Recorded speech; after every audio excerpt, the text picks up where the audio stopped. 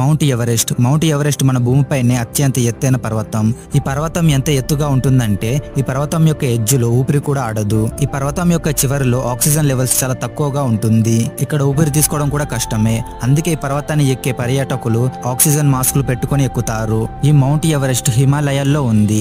హిమాలయాల్లో ఉన్న ఈ మౌంట్ ఎవరెస్ట్ చైనాకి, నేపాల్కి బార్డర్ గా ఉంది.